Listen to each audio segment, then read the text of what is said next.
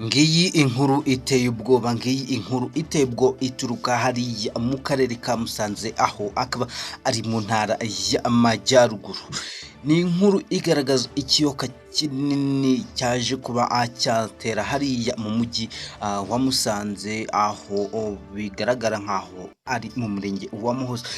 Icyo nkwibutsa ni ukureba iyi video kugera ku musozo kugira ngo hataza kugira akantu na gato kaza kugucika.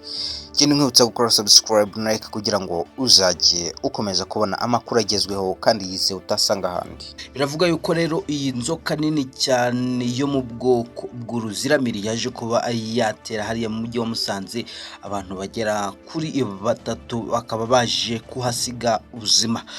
Ni inkuru iteye ubwoba nk'uko bigaragara ku mafoto.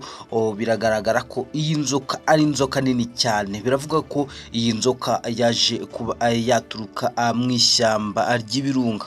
Amakuru atugeraho avuga ko iyi nzoka yo mu bwoko bw'uruziramiri yaje kuba yatera mu masaha agana mu masaa 11 z'igitondo kuri uyu wa gatandatu tariki 30 z'ukwezi kwa gatanu.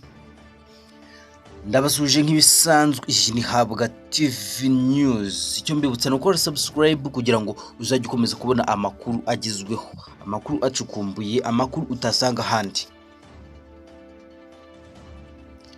Ni inkuru rero ibabaje isa nkaho idasanzwe. Ni inkuru idasanzwe hano mu gihugu cy'u Rwanda, ikaba itugezeho aka kanya mu Majyaruguru mu karere ka Musanze. Abantu benshi bakomeje kuvuga kuri iki kiyoka kinini, ikiyoka cy'ubwoko bw'uruziramiri cyaje kuba cyaca munsi y'ikiraro. Bikaba bivuga ko rero iki kiraro gishobora kuba cyanasenyutse. Nk'uko mubibona, iki kiyoka kinini kinjiyemo, ni muri rigori kinjiyemo nk'uko mubibona hano ku mafoto. Iki kiyoka rero nk'uko twabibabwiye, bikaba bivuga ko cyaturutse mu ishyamba ry'ibirunga. Bivuga ko rero polisi mu masaha ya saa 12 yaje kuba yahagera ikagerageza kukirasa, ariko bikaba iby'ubusa bitewe n'ubunini bw'iki kiyoka, kikaba cyanze gupfa. Bagerageje rero no gutumiza inzego za gisirikare nazo, ariko biba iby'ubusa kuko iki kiyoka ni kinini cyane.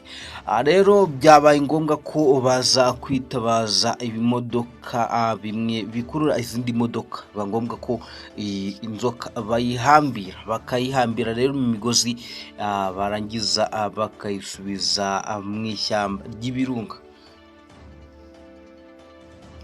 Komeza gukora subscribe kugira ngo utazajya ucikwa n'izindi nkuru zidasanzwe tugenda tubagezaho hirya no hino mu Rwanda ndetse no hanze yarwo, kuko ziba ari inkuru zidasanzwe. Nk'ibisanzwe rero, iyi ni Habwa TV News. Rero ntucikwe kugira ngo uzajye ukomeza